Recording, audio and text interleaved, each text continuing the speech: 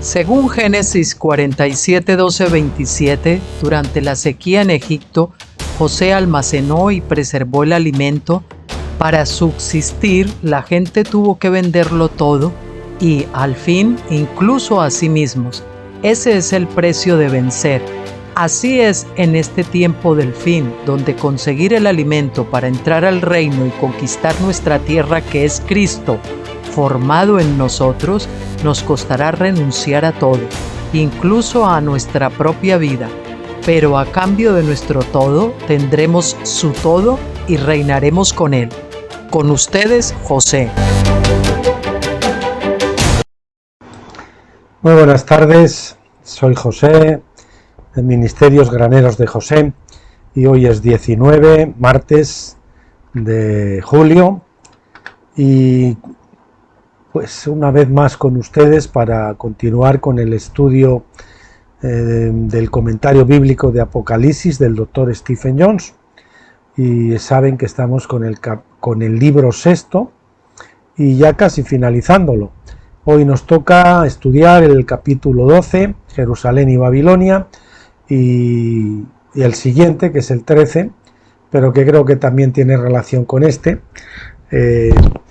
Vamos a ver cómo Jerusalén y Babilonia tienen el mismo destino, porque representan la misma ciudad. Y bueno, el capítulo 12, el capítulo de hoy, pues se titula Jerusalén y Babilonia. Y vamos con él, sin más preámbulos. La mayoría de los maestros de profecía entienden que la batalla de Armagedón se librará por el control de la ciudad de Jerusalén. Conectan esta batalla con las profecías de Jesús sobre el tiempo del fin en Mateo 24 y Lucas 21, acerca de la tribulación y la guerra en las advertencias de Jesús al pueblo de Jerusalén. Lucas 21, 20 al 22 es la declaración más específica al respecto. Y dice así: pero cuando veáis Jerusalén rodeada de ejércitos, reconoced que se acerca su desolación. Entonces los que estén en Judea huyan a los montes, y los que estén en medio de la ciudad váyanse, y los que estén en el campo no entren en la ciudad, porque estos son días de venganza, para que se cumplan todas las cosas que están escritas.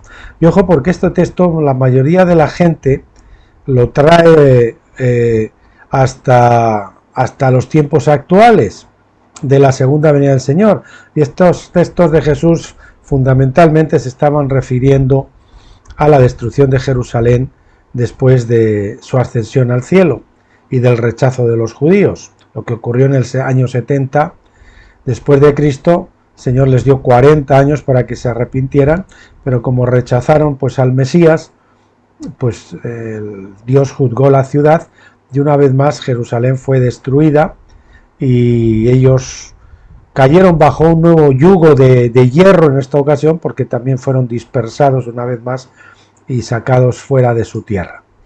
Bien, Jesús lloró por la ciudad sabiendo que sería destruida. En Lucas 19:41 dice: y cuando se acercó vio la ciudad y lloró sobre ella diciendo: si tú también hubieras sabido en este día las cosas que conducen a la paz, pero ahora se han escondido de tus ojos. Subrayamos las cosas que conducen a la paz. Jerusalén significa ciudad de paz. Su nombre refleja su llamado a traer la paz al mundo a través del príncipe de paz. Incluso Salomón fue un tipo de Cristo en este sentido, porque su nombre significa pacífico. Sin embargo, la Jerusalén terrenal no logró traer la paz, porque su pueblo y sus líderes desconocían las cosas que conducen a la paz. Luego se convirtió en la ciudad de sangre o sanguinaria, como prefieran, y se convirtió en maldición para todas las naciones de la tierra. Jeremías 26:6 dice eso. Véase también Isaías 65:15, Jeremías 24:9 o 25:18 o 44:8 y 12 y 22 también, el capítulo 44, versículos 8, 12 y 22. En Lucas 19, 43 al 44, Jesús continúa su profecía acerca de Jerusalén. Porque vendrán días sobre ti cuando tus enemigos levantarán un terraplén delante de ti y te sitiarán y te cercarán por todos lados. y te derribarán a tierra y a tus hijos dentro de ti, y no dejarán en ti piedra sobre piedra, por cuanto no conociste el tiempo de tu visitación. Una visitación, muchas veces ya saben que la mayoría es para inspeccionar. Cuando Dios nos visita, inspecciona cómo está el campamento y en función de lo que encuentre, o viene juicio o viene bendición. La iglesia en Jerusalén recordó las palabras de Jesús cuando vieron el peligro que se acercaba cuando el ejército romano comenzó a someter la revuelta judía del 66 al 73 después de Cristo. La iglesia salió de Jerusalén en ese momento y se mudó a Pella, al otro lado del río Jordán. Nos lo dice el obispo Eusebio en su Historia Eclesiástica 3:5. Además, a los miembros de la iglesia de Jerusalén, por medio de un oráculo dado por revelación a personas aceptables allí, se les ordenó abandonar la ciudad antes de que comenzara la guerra y establecerse en un pueblo de Perea llamado Pella. A Pella emigraron de Jerusalén los que creían en Cristo, o desde Jerusalén. Bien, la profecía de Jesús sobre la destrucción de Jerusalén, después de ser rodeada por ejércitos, se cumplió sorprendentemente cuando Roma comenzó su asedio en la mañana de Pascua del 70 después de Cristo. Este era el 40 aniversario de la ejecución de Juan a manos del rey Herodes. La ciudad y el templo fueron destruidos unos meses más tarde en el mismo año, pero esta no fue ni la primera ni la última destrucción de Jerusalén.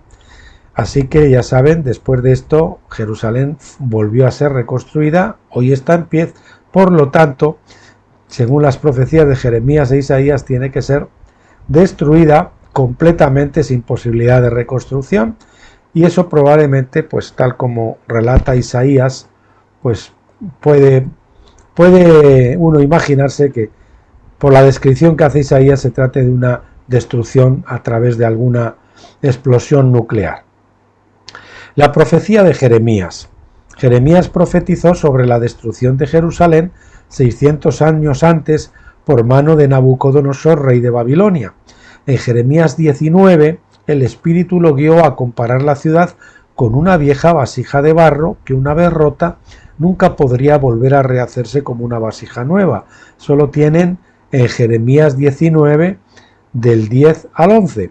Parece que muy pocos maestros de profecía hoy en día toman en serio a Jeremías o siquiera saben lo que dijo.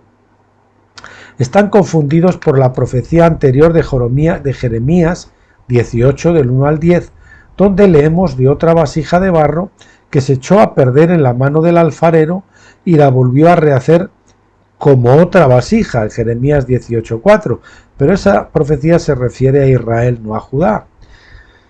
Sin embargo, esta profecía no se refería a Judá y a Jerusalén, como les digo, sino a la casa de Israel. Judá e Israel eran dos naciones distintas durante la época del reino dividido.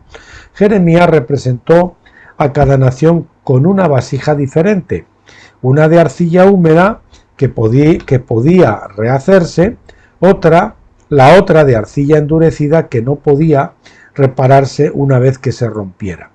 El barro húmedo era Ismael, Jeremías 18:6. El barro endurecido era Jerusalén y los reyes de Judá, Jeremías 19:3. El malentendido surge cuando los hombres piensan que los judíos son Israel. Resaltamos eso, el malentendido surge cuando los profecías piensan que los judíos son Israel y aplican las profecías de Israel a Judá indebidamente, cuando en realidad la palabra inglesa judío es la abreviatura de Judá. Los israelitas fueron llevados a Asiria y se convirtieron en las llamadas tribus perdidas de Israel. Los judíos fueron llevados a Babilonia, pero nunca se perdieron, porque 70 años después regresaron a la vieja tierra. Los profetas nunca confunden a Judá con Israel en sus profecías, pues cada una tenía un destino diferente que cumplir en el plan divino. En este caso, el profeta da una gran esperanza para Israel, pero no da una palabra de esperanza para Jerusalén, y algunos pensaban, entonces las profecías a Israel de que iba a ser convertida en otra nueva vasija. Pues ustedes tienen Europa, Estados Unidos, Canadá, ahí es donde estaban las tribus perdidas de Israel, que son los que han recibido a Cristo, los que han recibido el Evangelio, ¿verdad? O sea que el Señor haya cumplido lo que había prometido y lo sigue cumpliendo. Así que cuando Jeremías nos dice que Jerusalén iba a ser quebrantada como se quiebra una vasija de alfarero que ya no se puede reparar, Jeremías 19:11, sabemos que esto se aplica específicamente a los judíos que vivían en Jerusalén o quizás a aquellos bajo la autoridad del antiguo pacto. La vieja vasija de barro no se refería a Israel, que había sido dispersada por los asirios, porque la casa de Israel iba a ser reconstruida como otra vasija, como les acabo de explicar. Tal profecía es incomprensible si uno piensa que los judíos son Israel. Cuando los judíos llamaron Israel a su estado en 1948, aquellos que ignoraban la diferencia entre Israel y Judá fueron engañados al pensar que esto cumplía las profecías de que el barro mojado se convertía en otra vasija de Jeremías 18 del 1 al 10. Esto solidificó la confusión en la mente de los cristianos que no estaban familiarizados con la historia bíblica. Esa es la profecía donde Jeremías es llevado con los ancianos al valle de Ginon, del hijo de Ginon, a la Jena, y le dice, rompe la vasija, y dice, así será Jerusalén, que no se puede reconstruir porque una vasija seca ya no tiene reparación después de que se rompe. El hecho es que el Estado de Israel no es la vasija de barro rehecha de Jeremías 18:4. No importa cómo hayan llamado a su nación los judíos. De esta forma además estaban usurpando el nombre de la primogenitura que les correspondía a la casa de Efraín y Manasés, a la casa de José, no a Judá. Perdón. Todo lo que importa es lo que Dios dijo que le pasaría. En cambio, el Estado sionista, está cumpliendo la profecía de la vasija endurecida de Jeremías 19:11. La destrucción de Jerusalén en tiempos de Nabucodonosor cumplió parcialmente la profecía. Si la ciudad nunca hubiera sido reconstruida, entonces y solo entonces podría decirse que la profecía se había cumplido. Sin embargo, la ciudad fue reconstruida por Nehemías, por lo tanto quedaba más por cumplirse. La ciudad y el templo existían en el tiempo de Jesús, pero Jesús habló de su destrucción, por lo tanto la ciudad fue nuevamente destruida en el año 70 después de Cristo, y quizás muchos en ese tiempo pensaron que este era el final de Jerusalén, pero luego fue de nuevo reconstruida y existe aún hoy. Por lo tanto, a menos que estemos dispuestos a admitir que Jeremías era un profeta falso, solo podemos concluir que Jerusalén, el Estado y su gobierno, que ahora llaman Israel, serán nuevamente destruidos. Pero esta vez la destrucción será tan completa que nunca más será reconstruida. Creo que esta destrucción final de la Jerusalén terrenal, de la vieja Jerusalén, es necesaria para romper la ceguera de la Iglesia que les ha hecho ver que les ha hecho ver a Agar Jerusalén como su madre espiritual. La esclava debe ser expulsada para que Sara y su hijo puedan heredar la tierra. Repetimos, creo que esta destrucción final de la Jerusalén terrenal es necesaria para romper la ceguera de la Iglesia que les ha hecho ver a Agar Jerusalén como su madre espiritual. La esclava debe ser expulsada para que Sara, la libre, y su hijo puedan heredar la tierra. Mientras Agar y su hijo continúen desafiando a Sara y su hijo por el derecho a gobernar como los elegidos, habrá una disputa en curso en la corte divina. Hasta que esto se resuelva en la corte divina, la compañía de Isaac no podrá reclamar el reino, ni Sara, la Jerusalén celestial, podrá ser establecida como la madre de los herederos. La guerra final llamada Armagedón no puede suceder de manera factible sin la destrucción de Jerusalén. La principal confusión en la Iglesia de hoy radica en su negativa a ver que la Jerusalén terrenal es Agar y debe ser expulsada. Los sionistas cristianos son los abogados de Agar e Ismael en la corte divina, intentando convencer a Dios de que les dé el reino a sus clientes. Pero Dios ya ha fallado en contra de ellos. El problema es que se han negado a aceptar su decisión y han apelado el caso para que se revise, como si Dios pudiera haber cometido un error en su decisión anterior. Estos son los higos malvados de Jeremías 24, que están llamados a provocar la destrucción total de la nación por negarse a cumplir con el fallo de la corte divina. En el tiempo de Jesús, esos hijos malos continuaban allí. ¿Quiénes eran los hijos malos? Pues los judíos que no recibieron a Cristo, que no recibieron el cristianismo. Esos son los hijos malos. Aunque eran la mayoría, sin embargo, los judíos que recibieron al rey de Judá, que era Cristo, esos tenían, ¿dónde estaba la tribu y dónde estaba el nombre de Judá? Pues con el rey de la tribu, que es el rey Jesús. Entonces, los higos, esos pocos higos buenos, son los verdaderos judíos, no los higos malos que rechazaron al rey de Judá. En teoría, si se arrepintieran y aceptaran el fallo de la corte y se sometieran al llamado y la autoridad de Sara e Isaac, podrían convertirse en parte del reino junto con todos los demás que depositan su fe en Jesucristo el Rey. Pero Jeremías indica que sus corazones son como barro endurecido que solo se puede romper y no puede ser reconstruido. La profecía de Isaías. Bueno, hemos visto lo de Jeremías y ahora vamos a ver cómo la descripción de Isaías es muy importante y muy peculiar porque nos sugiere una destrucción a través de una explosión nuclear o algo así. Isaías 29 del 1 al 6 es otra profecía que se relaciona directamente con Armagedón. Isaías 29:1 comienza: ¡Ay, oh Ariel, Ariel, la ciudad donde una vez acampó David! Añade año tras año, observa tus fiestas a tiempo. Ariel es un nombre poético para Jerusalén, la ciudad donde una vez acampó David. El nombre tiene un doble significado que Isaías usa en su profecía.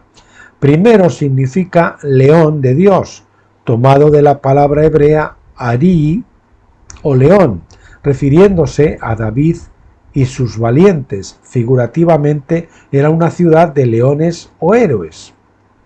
En segundo lugar, Ariel significa hogar o altar de Dios, de Arielil, que es una variante de la palabra hebrea Jarel, monte de Dios. Ver Strong, números 741 y 2025. La palabra Jar, por supuesto, también está en la palabra Jarmegido, es decir, Armagedón. Esto muestra el vínculo entre Isaías 29:1 y Apocalipsis 16:16. Como veremos en breve, se suponía que Jerusalén era el león de Dios, el lugar de los héroes y conquistadores victoriosos. De nuevo se suponía que era el monte del hogar de Dios o altar en el sentido de ser el lugar de sacrificio a Dios. Sin embargo, debido a que Jerusalén, la ciudad de paz, se negó a arrepentirse, se había convertido en la ciudad sangrienta o sanguinaria, una ciudad de violencia, dice Ezequiel. Por esta razón, la ciudad misma se convertiría en el sacrificio, un lugar de quema, así como una ofrenda quemada se consumía por completo. Isaías 29, del 2 al 3, continúa: y traeré angustia a Ariel, subrayamos, traeré angustia a Ariel, a Jerusalén, y será ciudad de lamento y luto, y ella será como un Ariel, es decir, un hogar de Dios para mí, un hogar de Dios o altar de Dios para mí, y acamparé contra ti, dice, subrayamos ti, rodeándote, y pondré contra ti cercos, y pondré contra ti cercos, subrayamos también, y levantaré contra ti torres de batalla, entonces serás abatida. Esta no es una profecía de bendición sobre Ariel Jerusalén, en cambio es un tiempo de lamento y luto cuando Dios acampa contra Jerusalén. Note que en este sitio de Jerusalén Dios mismo reclama el crédito por dirigirlo. En otras palabras, Dios está del lado de los atacantes, o más bien los atacantes están del lado de Dios. Es decir, Dios envía ese ejército atacante. Cuando Él convierte la ciudad en un Ariel, es decir, un hogar o un altar de sacrificio. Isaías 29:5 luego habla de los enemigos de la ciudad, no siendo los atacantes, sino los que ocupan la ciudad en el monte en el momento del asedio. Hablando directamente de Ariel, Dios dice: pero la multitud de tus enemigos de Ariel será como polvo fino, y la multitud de los despiadados como tamo que se lleva el viento, y sucederá al instante de repente. Aquí es donde la mayoría de la gente se confunde, pensando que Dios estaba hablando en contra de su propio ejército que él dirigía en el ataque contra Jerusalén. Es fácil hacer esa suposición si no conocemos la definición legal de los enemigos de Dios que se establece en las leyes de la tribulación de Levítico 26, 40 al 42. Moisés dijo que si Israel se volvía hostil a Dios y se negaba a honrar su pacto con él, entonces Dios actuaría con hostilidad hacia Israel. Isaías mismo confirma esto más adelante en Isaías 63:10, diciendo: pero ellos se rebelaron y entristecieron su Santo Espíritu. Por lo tanto, se volvió a sí mismo para convertirse en su enemigo. Luchó contra ellos. Cuando Israel o Judá luchan contra Dios y se mantienen hostiles hacia el enviado de Dios, entonces Dios se convierte en su enemigo y lucha contra ellos. Esto es lo que está sucediendo en Isaías 29:3. Dios y Jerusalén son hostiles entre sí y se los representa como enemigos. Dios ha levantado sus ejércitos para luchar contra Jerusalén, y Él es el que dirige los ejércitos invasores mientras sitiaron Jerusalén, que estaba habitada por los enemigos de Dios. Las profecías de Jesús sobre el asedio. La profecía de Isaías se explica más en la parábola de Jesús en Mateo 22:7, donde Dios pone sitio a Jerusalén porque el pueblo rechazó su invitación a la fiesta de bodas de su hijo. Pero el rey se enfureció y envió sus ejércitos y destruyó a aquellos asesinos y prendió fuego a su ciudad. La parábola no dice nada del asesinato, pero sabemos que ya habían asesinado a los profetas y que pronto harían lo mismo con el mismo Jesús. Si bien esta parábola fue principalmente una profecía sobre el ejército romano que fue reclutado por Dios para destruir Jerusalén en el año 70 después de Cristo, o sea, los invasores romanos eran el ejército del Señor. Presenta la misma escena de Isaías 29 y Jeremías 19:11 con respecto a la destrucción final de Jerusalén. Guerra nuclear.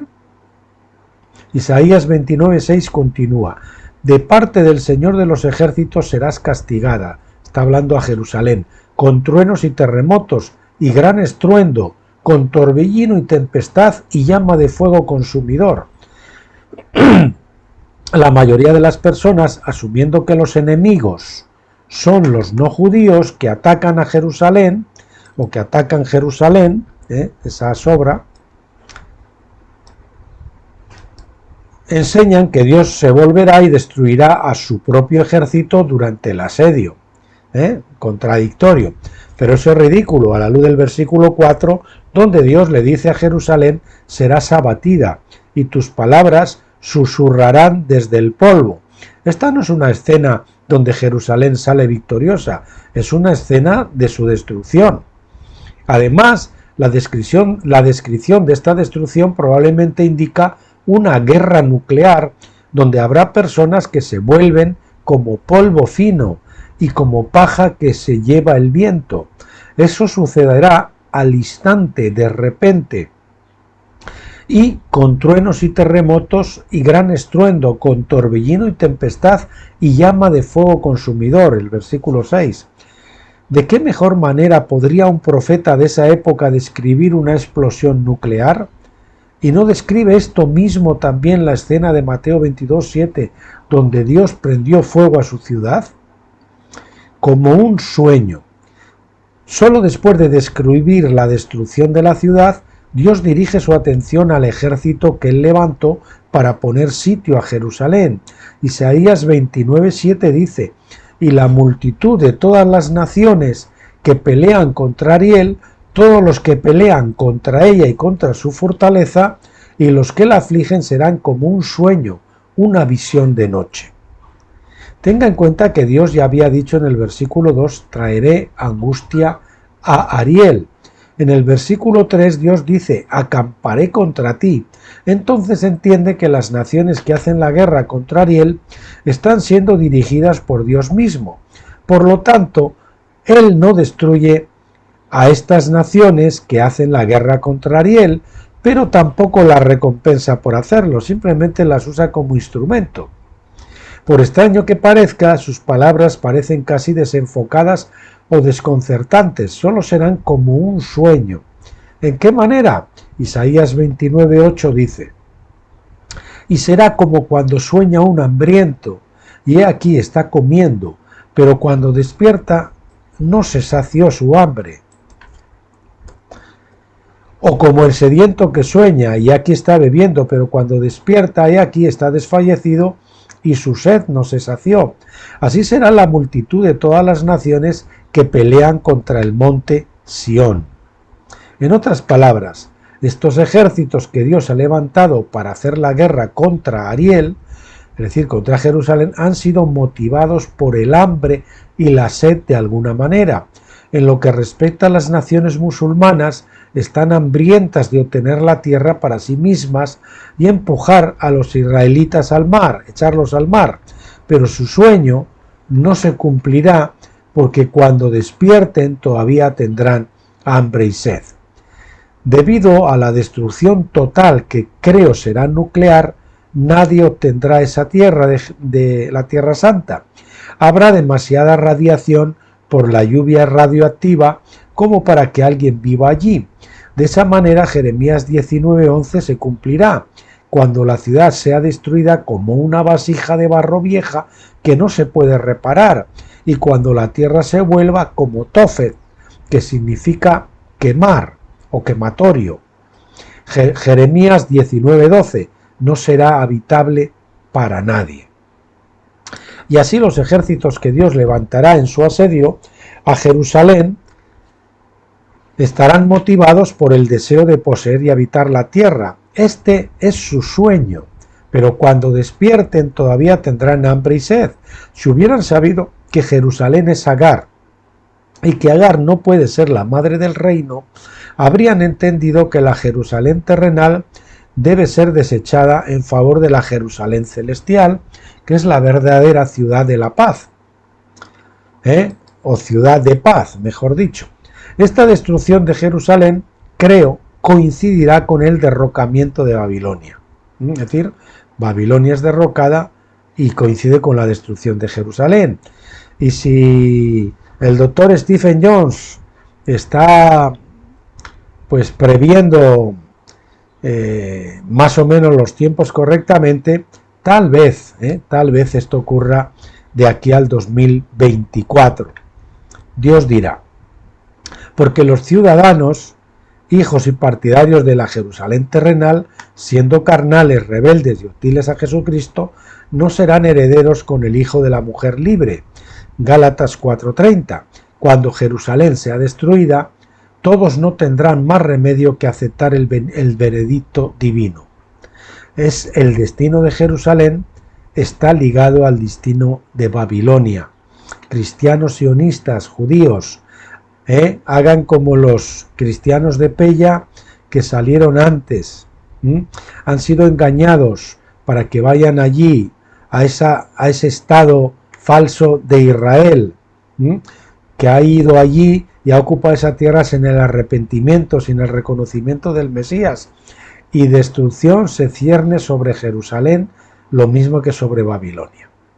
Bien, continuamos pues con el capítulo 13, que se titula Sacudir a todas las naciones imparcialmente. En 1948 las naciones del mundo controladas por las bestias, unidas bajo el nombre de Naciones Unidas, crearon el Estado conocido como Israel.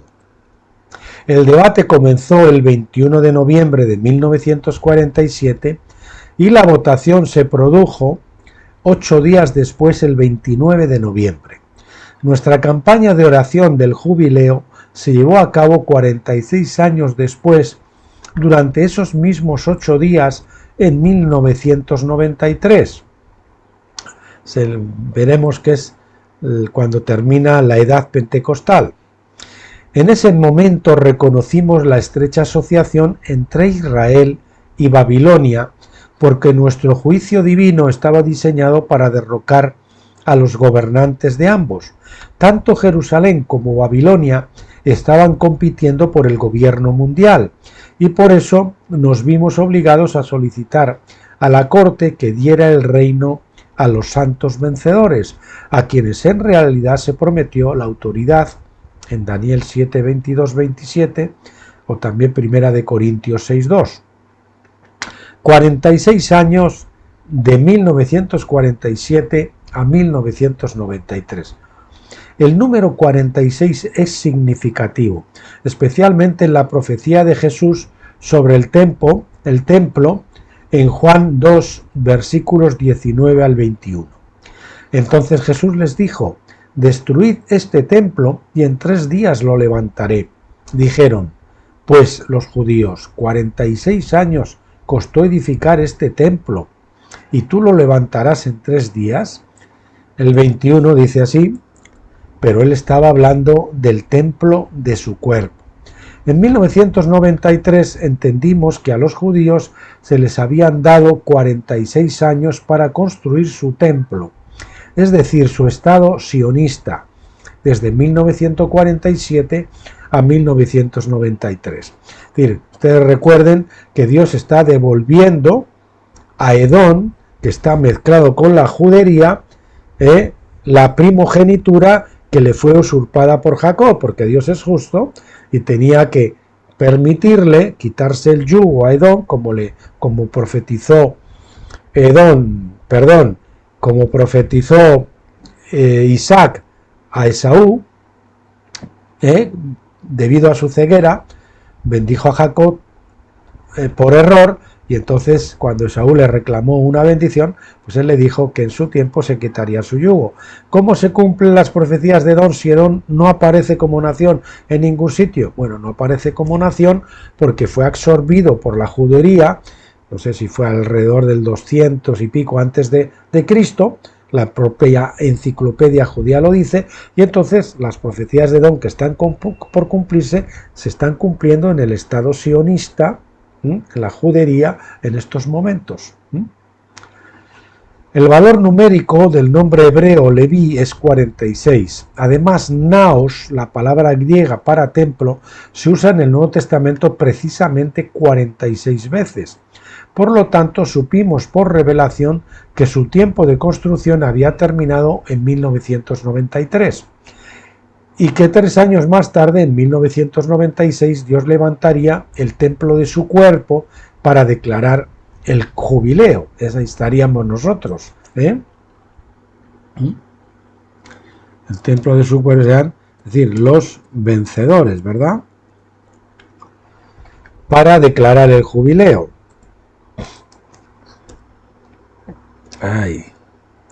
Fuimos obedientes a la revelación y ganamos nuestro caso ante el tribunal divino. Prueba de esto se vio un año después de la campaña de oración del 29 de noviembre de 1994, cuando el árbol babilónico fue deshojado, acuérdese, de foliate, fue deshojado y cortado, como se vio en la derrota del presidente de la Cámara, Tom Foley, que Foley significa hoja, y de foliate, desfoliar, quitar las hojas, pues se aplicó a él, quien fue golpeado por Tom Nettercutt,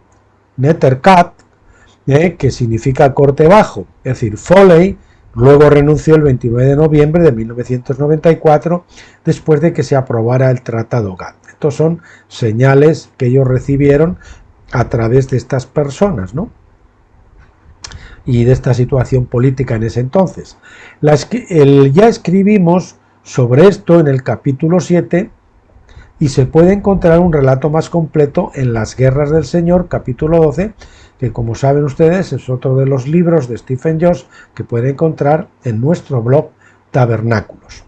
La campaña de oración del jubileo en 1993 presentó una queja contra Babilonia y el sistema de la bestia final, es decir, el que está en la actualidad gobernando, los globalistas, el Estado profundo.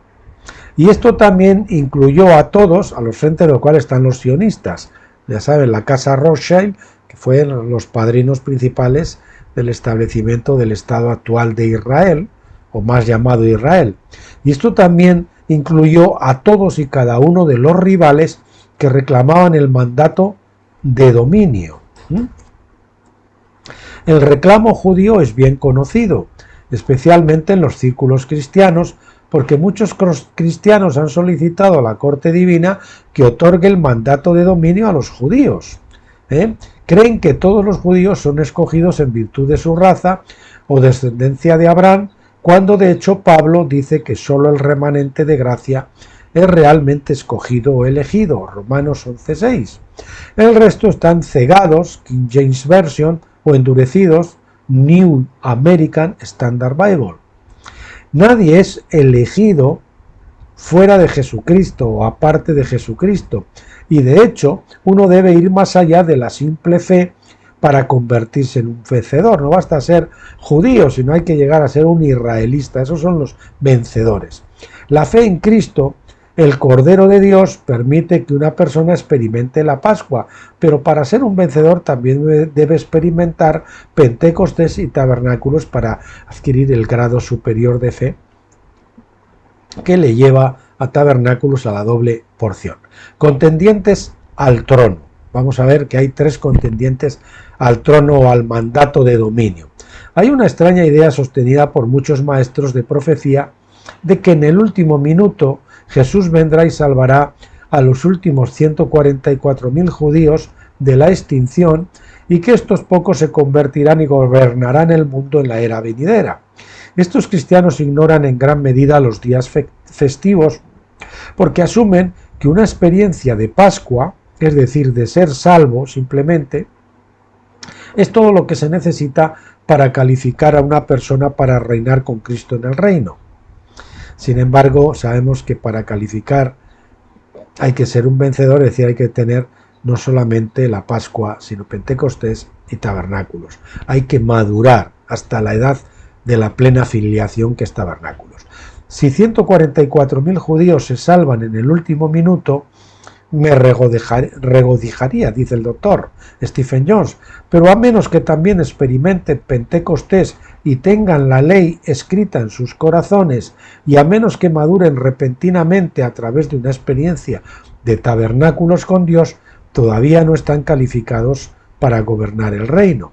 Convertirse en un vencedor lleva tiempo y además ese camino no se limita solo a los judíos.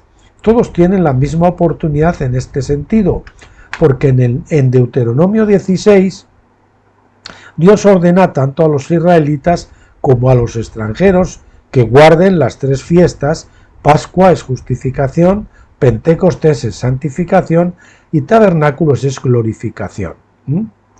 Por lo tanto, no son los judíos, sino los santos quienes gobernarán el mundo. Importante a esto, que lo recuerden, no son los judíos, sino los santos vencedores quienes gobernarán el mundo. 1 Corintios 6:2. Así que la campaña de oración de 1993 pidió al juez celestial que diera el mandato de dominio del reino a los santos del Altísimo. Esto necesariamente significaba que quienes actualmente tenían este mandato habían tenido tiempo suficiente para demostrar que no estaban calificados para gobernar el reino. Y eso es lo que ha ocurrido con los sionistas, ¿verdad?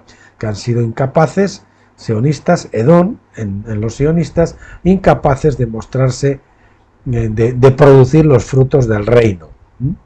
Este ciertamente fue el caso de las naciones bestias, pero también era cierto en el caso de la iglesia de Saúl, entre comillas, que es la iglesia. Saúl representa la iglesia de Pentecostés de los últimos 2000 años aproximadamente, hasta el año 1993, que acaba la edad de Pentecostés, cuyo tiempo también había expirado en Pentecostés el 30 de mayo de 1993.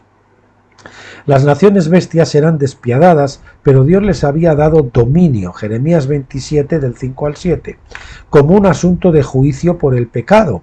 Además, a la Iglesia se le había dado una medida de dominio dentro de los límites del sistema de la bestia, es decir, la Iglesia dentro del sistema de la bestia, que agloba todo el sistema religioso mundial, pues ha tenido cierta autoridad, ha tenido cierto dominio, de acuerdo con el patrón del reinado pentecostal del rey Saúl.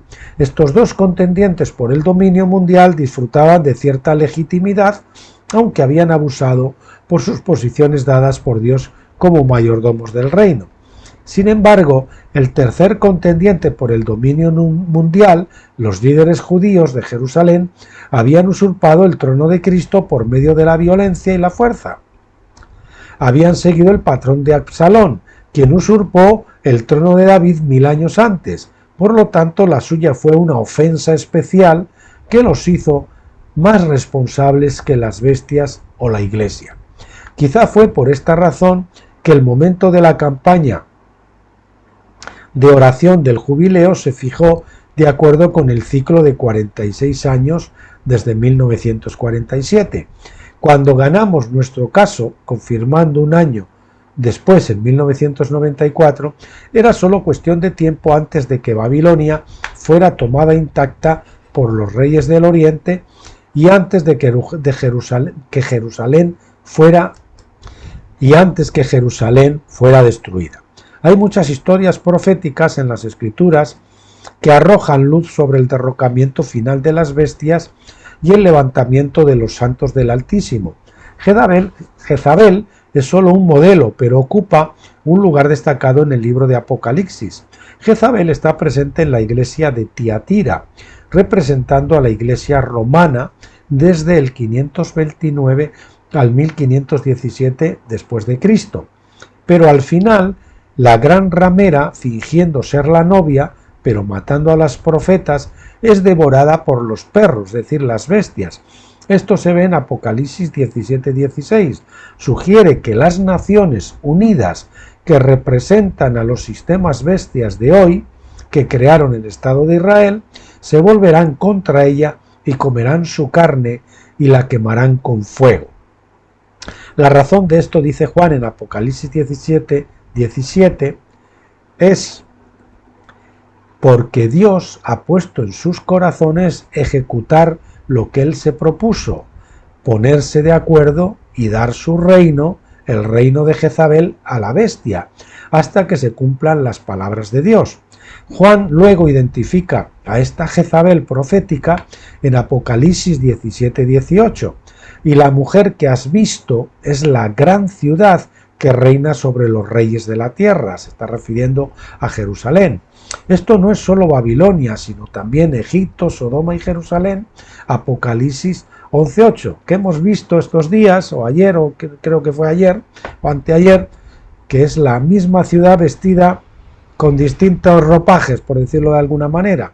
La Jerusalén terrenal es Agar, o la religión del antiguo pacto, el judaísmo, y métodos carnales de gobernar la tierra por medio de la violencia y la fuerza.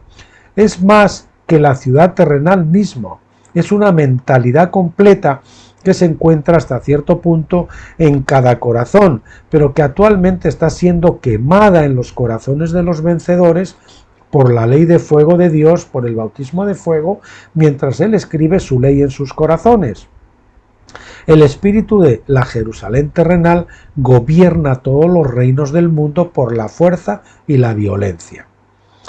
Y ahora estudiamos en este epígrafe el día 7, que era el salmo que se canta, el día 7, Salmo 82, de 5 al 8, que era el salmo que se cantaba el día 7 cuando se derramaban las séptimas copas de agua y vino en el altar.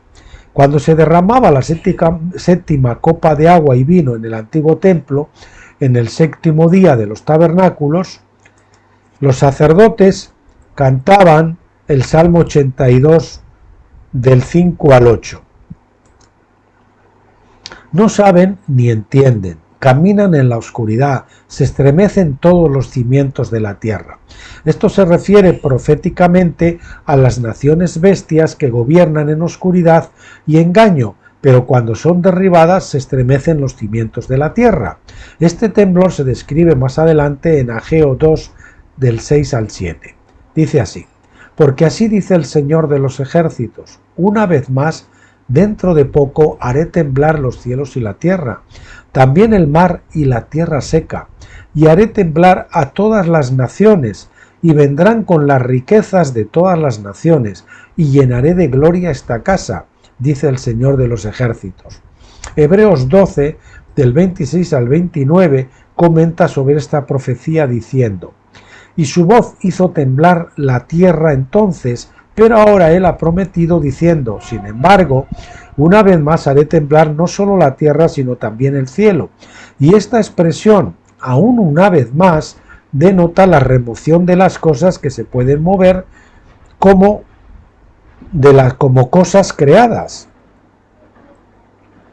como cosas creadas o como cosas hechizas, para que las cosas que no se pueden mover permanezcan. Por lo tanto, ya que recibimos un reino inconmovible, mostremos gratitud, porque nuestro Dios es fuego consumidor. Vemos entonces que cuando se derrama la 7ª copa de vino sobre Babilonia, Dios comienza a hacer temblar la tierra, de modo que todo lo que no sea expresión del reino de Dios se derrumbará. Por el contrario, debido a que la copa de agua se derrama al mismo tiempo, los cielos también deben ser sacudidos para que el Espíritu de Dios pueda derramarse para reemplazar todo lo babilónico con las cosas del reino. Así que ya sabemos que van a correr en paralelo, el avivamiento con la caída de Babilonia, con la destrucción del globalismo. El Salmo 82 de 6 al 7 continúa: dije, vosotros sois dioses, Elohim, y todos vosotros sois hijos del Altísimo. Sin embargo, moriréis como hombres y caeréis como cualquiera de los príncipes. La palabra hebrea Elohim tiene una variedad de aplicaciones. Literalmente significa un subyugador. Eso lo dice la versión concordante. Es decir, alguien que tiene autoridad sobre los demás. La mayoría de las veces esto se refiere al creador mismo o a los dioses falsos que se enseñorean de aquellos que siguen sus religiones. Pero a veces también se refiere a los jueces de Israel. Éxodo 21:6 en la King James Version dice: su amo lo llevará ante los jueces. Mientras la New American Standard Bible lo traduce: su amo lo llevará a Dios. El texto hebreo dice Elohim con mayúscula. Véase también Éxodo 22:9 que dice: el caso de ambas partes se presentará ante los jueces, Elohim. Aquel a quien los jueces Elohim condenen pagará el doble a su prójimo. Aquí la New American Standard Bible traduce Elohim como los jueces. En el Salmo 82.2 el término Elohim se usa para describir a los jueces que se mencionan anteriormente en el versículo 1. ¿Hasta cuándo juzgaréis injustamente y seréis parciales con los impíos? Se suponía que los jueces representaban a Dios, el verdadero Elohim, cuando impartían justicia entre el pueblo. Por lo tanto, los jueces fueron llamados y escogidos por Dios como Elohim. Pero debido a sus juicios inicuos, debían morir como hombres. En otras palabras, Dios promete traer juicio sobre los jueces injustos. El Salmo 82.8 luego concluye: levántate, oh Dios, Elohim, juzga la tierra, porque eres tú quien posee, Nachal, todas las naciones. Todas las naciones son propiedad de Dios por derecho de creación, Jeremías 27:5. La palabra Nachal también conlleva el sentido de recibir una herencia para poseerla, y la palabra se traduce como herencia muchas veces. Cuando se cantaba este salmo como profecía mientras se derramaban las séptimas copas, significaba que Babilonia estaba siendo sacudida y caería por el juicio divino para que Dios pudiera tomar posesión de todas las naciones. Sin duda, muchos de los sacerdotes de mente carnal pensaron que esta profecía estaba dirigida contra otras naciones. Este punto de vista, sin embargo, solo reflejaba su malentendido de la ley divina, que exigía un juicio imparcial. De hecho, el Salmo 82, 2 al 4, menciona este punto específicamente diciendo: ¿hasta cuándo juzgaréis injustamente y haréis acepción de personas con los impíos? La implicación es que Dios es un juez imparcial y, por lo tanto, cuando Jerusalén misma se volvió anárquica, inicua, Dios no les hizo la vista gorda como si ser elegidos, entre comillas, significara que Dios toleraría su pecado. Por eso, cuando Dios juzgue a Babilonia, juzgará también a Jerusalén. Él es imparcial en sus juicios. La Jerusalén terrenal no hace honor a su nombre de ciudad de paz, sino que es la ciudad sangrienta. Sin embargo, Dios conocía el fin desde el principio, y por eso creó dos Jerusalenes, una terrenal y otra celestial, para que sus promesas sobre Jerusalén no fallaran. Recuerden que Jerusalén es plural, y significa dos Jerusalenes. Esto no se pudo entender claramente hasta que los apóstoles escribieron sobre ello en el Nuevo Testamento. Como veremos más adelante en nuestro estudio de Apocalipsis 21, Juan aplicó muchas de las profecías de Isaías sobre Jerusalén a la Nueva Jerusalén en lugar de a la ciudad terrenal, a la Vieja Jerusalén, como muchos cristianos hacen, aplican profecías que corresponden a la Nueva Jerusalén, a la Vieja Jerusalén, y entonces, pues lógicamente se confunden. Bueno, pues nos quedamos aquí. El próximo lunes, Dios mediante, continuaremos con el capítulo 14 y cómo las séptimas copas se aplicaron en 2016, como saben, a través de los actos proféticos del doctor Stephen Jones, que suele hacer con su equipo. Bien, pues mañana, miércoles, Dios mediante, estaremos continuando con los folletos de Stephen Jones, o los tratados, como lo quieran llamar, que ya saben que son conceptos básicos importantes para que podamos entender el resto de su literatura. Hasta entonces, que Dios les bendiga, que disfruten y de la presencia del Señor y de sus bendiciones, y les emplazo para mañana para ese estudio de los folletos. Bendiciones.